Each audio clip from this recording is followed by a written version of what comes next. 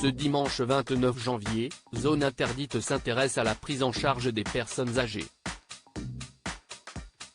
L'émission parlera notamment des cadences infernales que doivent supporter les auxiliaires de vie, avec l'exemple de Christine, surmenée, qui est décédée en plein travail. Zone Interdite s'intéresse, ce dimanche 29 janvier, à un sujet grave qui touche de nombreux Français, la prise en charge des personnes âgées. Ce numéro s'intitule Comment prendre soin de nos aînés ? Scandale et défis de la dépendance. Alors que des affaires de maltraitance ont récemment secoué certains EHPAD, l'émission va notamment suivre le quotidien de Pierre, 92 ans, qui débourse plus de 2 500 € par mois afin d'y séjourner.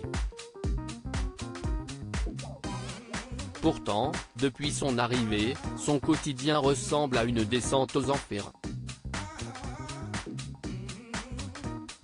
Il a perdu 30 kilos, quasiment toutes ses capacités motrices et même ses dents, indique le communiqué de presse.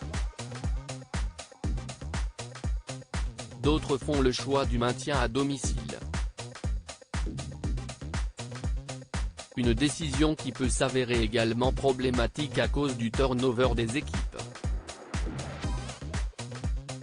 Et pour les personnes chargées des soins, les cadences sont infernales et mènent parfois au pire.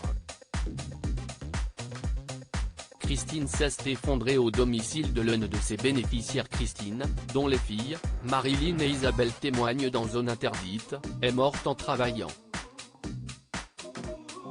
Son cœur a cessé de battre alors qu'elle faisait le ménage chez une personne âgée. Elle avait 58 ans, révèle Ophélie Meunier. Elle a exercé comme auxiliaire de vie pendant 20 ans, enchaînant les journées à rallonge la semaine, comme le week-end. La mère de famille a alerté son employeur à plusieurs reprises sur son état de fatigue, sans réaction de sa part. Ses filles évoquent la pression qu'elle subissait quand ses collègues de travail étaient absentes ou malades. Christine, est-ce que tu peux y aller ? Christine, il n'aura pas à manger si tu n'y vas pas. Et ma maman allait et rattrapait les heures des autres qui n'étaient pas faites. Jusqu'à ce que son cœur lâche, signale l'une d'elles. Elle raconte ensuite ce jeudi matin tragique, où leur maman est décédée. Comme d'habitude, chez ses bénéficiaires, elle fait le ménage chez eux. Elle se sent fatiguée. Elle sentait que ça n'allait pas bien. Elle a appelé le médecin et une fois qu'elle a raccroché, là elle a fait son arrêt cardiaque. Et en fait, elle s'est éteinte comme ça, rapportent les deux femmes, encore saisies par l'émotion. Les filles de Christine ont fait condamner son employeur pour les filles de Christine, il n'y a aucun doute, si est-il le travail qui a tué leur mère.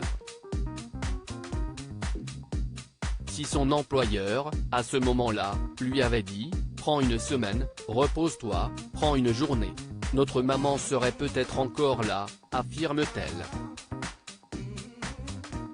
Elles ont d'ailleurs porté plainte contre lui pour faire reconnaître sa responsabilité dans la mort de leur mère. L'avocate de Christine a pu prouver grâce à ses archives, qu'elle tirait la sonnette d'alarme sur son état de santé depuis un moment. Après 3 ans de conflit, la justice a donné raison à sa famille.